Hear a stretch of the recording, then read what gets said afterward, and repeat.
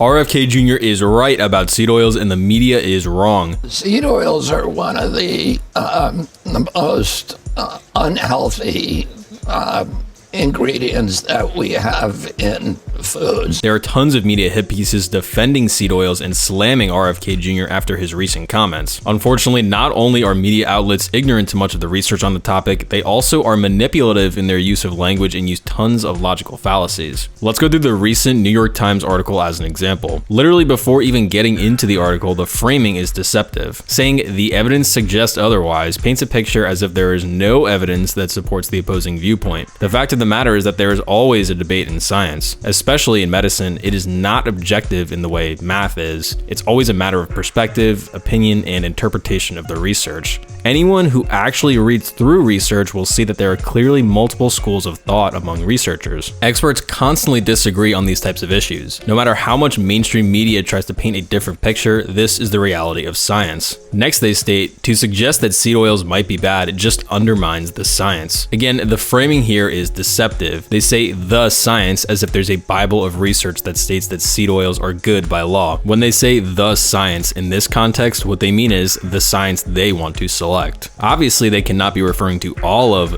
the science because that would be flat out incorrect. This is simply willful ignorance of the existing literature to indicate that there's no evidence to support the fact that seed oils are bad. Just scratching the surface on a basic PubMed search, you can find nearly 14,000 articles on the matter. Literally the very first one supports the view that excessive omega-6 fats, in other words seed oils, are bad. This is the absolute bare minimum effort that needs to go into researching this topic, and as we move forward, it will become clear that even that is not being done. They state that olive oil is prone to smoking and degradation when cooked at high heat, and that seed oils are not because of a higher smoke point. This is crazy. The smoke point has absolutely nothing to do with the oxidative vulnerability of a fat, which is the process that actually creates toxins. Oxidative degradation of oil is driven almost entirely by how many adjacent double bonds there are in the fatty acid molecule. This is because the hydrogen atoms that sit between them are the ones that participate in degradation. That means that only polyunsaturated fats can undergo this process, and it is these types of fats that are the main ones in seed oils. The chemicals produced during this process, aldehydes, lipid peroxides, and hydroxy fatty acids, are unequivocally and uncontroversially considered toxins. They then go on to state that clinical trials have also consistently shown that seed oils are good for heart health, which is another flat-out lie.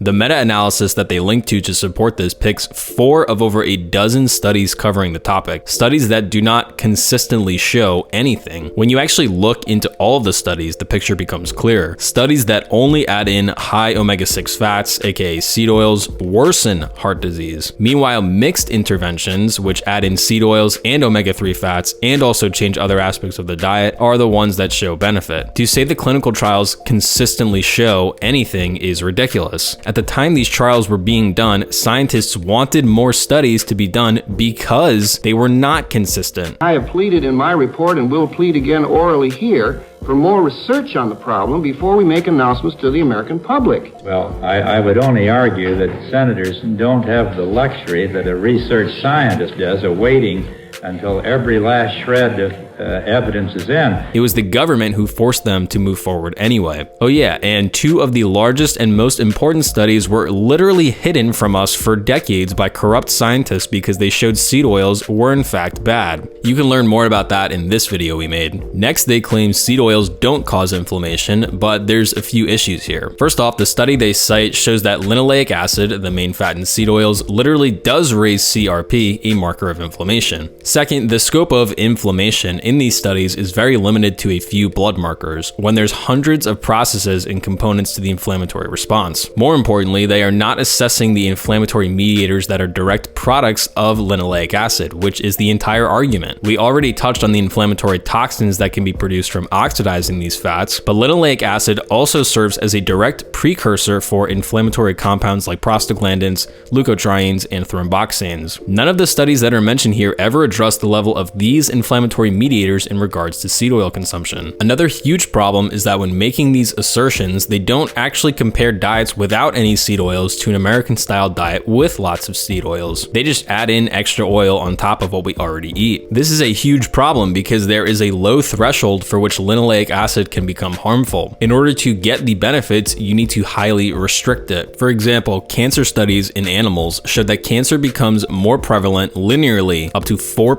linoleic acid in the diet, but going above 4% doesn't cause more cancer. The average American gets 8 to 10% of their calories from linoleic acid because of seed oils, meaning they are already far past the threshold of harm, and thus adding more doesn't show much of a difference. Researchers have pointed out the fact that we pretty much have zero studies of comparing a sufficiently low seed oil diet to a high seed oil diet, which is the actual issue at hand. In our own study, restricting linoleic acid sufficiently up to 1% of the diet did prevent inflammation, obesity, and liver fat accumulation in comparison to average consumption. Another example is the Lyon Diet Heart Study, where people cut their linoleic acid intake down from 5.8% to around 3.6% of the diet. This resulted in a huge reduction in heart attacks across the board. Here's another human study. They reduced linoleic acid to 4% of the diet because it drives inflammation in the liver. Every single patient was cured of their liver disease. Meanwhile, as RFK correctly pointed out, swapping in beef tallow for seed oil in animals can prevent liver disease. Adding saturated fat to the diet can even reverse it. Next, they say that seed oil oxidation is only a problem if left on shelves for months. This is exactly what happens in every single supermarket, restaurant, and household that uses them, so this is quite irrelevant practically. The most prevalent use of seed oils is in fryers. They're in every fast food restaurant in the country, constantly being heated and reused, creating tons and tons of oxidized toxins in the process. They don't even compare it to saturated fat. They just say that refining helps, once again missing the point and providing no substance. Most importantly, it does not matter if the seed oils oxidize on the shelf because they oxidize in your body even if they're not heated. Take this study. If you cut back the total linoleic acid in the diet to under 3%, then the oxidative byproducts in the body drop dramatically across the board. These oxidative byproducts are found in elevated levels in literally every single degenerative or chronic disease, and mechanistically are implicated as at least partially causative. The fact that polyunsaturated fats oxidize in the body and that this is bad is basic biology. We literally have an entire antioxidant system to prevent this one process from happening in the body. Vitamin E, C, glutathione, copper, zinc, selenium, all of these factors exist in the body mainly to stop polyunsaturated fats from oxidizing because it is so toxic to cells. To say it just doesn't happen is complete ignorance of the fundamentals of biochemistry. Finally, my favorite part is where they say correlation doesn't equal causation. What they mean is it doesn't, except for when it supports my argument. The entire article uses multiple correlational studies to support their view. Anyway, that's it for this. All of these types of articles use the same tactics. Don't address the actual points, get a few quotes from a doctor who probably hasn't spent 20 minutes reading on the topic, appeal to the experts, call people conspiracy theorists, speak in generalities, and hold the other side to a higher level of evidence than you do your own.